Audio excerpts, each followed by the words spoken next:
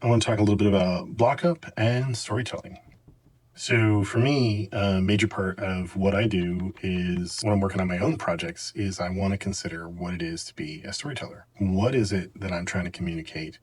And what do I value about a project or a story?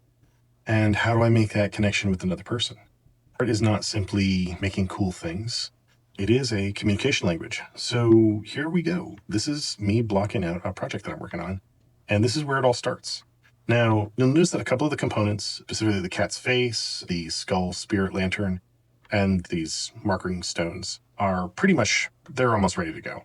Or at least they're in a state where they look like the thing that they're supposed to look like. Now, the other character, he is really loose, really rough, partly because I've sculpted him for another project for myself.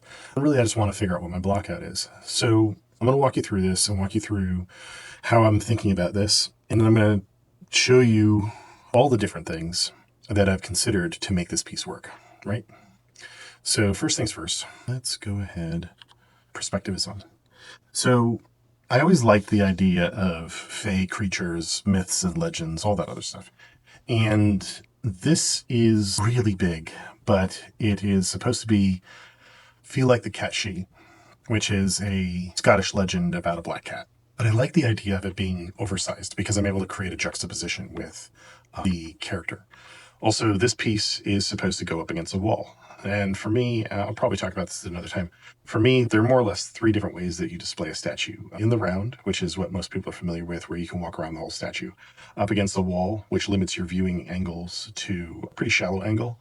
And then in an alcove, we see some statues from the old masters displayed. I'm specifically thinking of things like, I think Isaac Newton's statue is in an alcove, meaning you can really only look at it from a very shallow angle.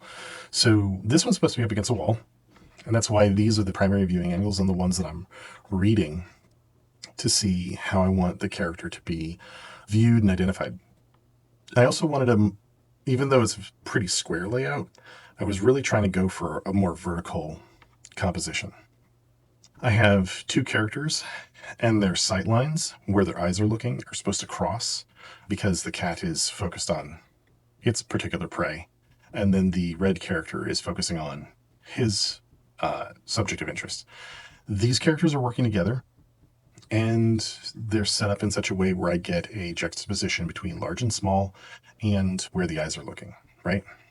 Now, there are other props, for instance, the lantern and the gun, the marking stones. This piece right here is actually the tails of a long coat. And while we don't really have it figured out yet, the animal is a fae creature, it's a spirit creature, it's a entity of myth and legend. This is all supposed to be a feeling like smoke and or fog or mist or whatever, basically being obscured. And so I haven't fully figured this out yet. I'm still playing with it. It's a minor component for me. It's basically how do I reduce the size of the cat while still having him in the story. Now, I've got most of this figured out at this point. In the early days, I only had the characters in mind. And I showed this to a friend of mine, and the character was really stiff. And he's like, make it look like he's jumping or landing from a jump. Also, I'm trying to make sure that the base intersects with the cat she so that I can create some stability. I will have the other paw in there the moment it's been lost. But I really want this to feel good. Of course I want it to feel good, but I really want this to read in a particular way. And this is how I go about telling my story. I did a bunch of sketches, a bunch of thumbnails. None of them really was this layout, but I always had the red character above the cat standing on a rock outcropping, and the cat was close but not interfering with the other character. So this is one of the ways that I like to tell a story. It'll make it so that you can interact with these characters, is to see two characters creating an interaction like this. And I think it pulled it off pretty well. I'm going to try something real quick, see if this casts any shadows. There you go. So if that was on display, it might look a little bit like that with those cast shadows. I really am happy with this. It is early days. Once I get into sculpting the animal, finalizing the base, and getting the other character set up in there, it's going to be really important to check everything and make sure it all reads well for the viewer. But composition, storytelling, spending some time creating a balance, knowing where you're going to display it, all these things are important.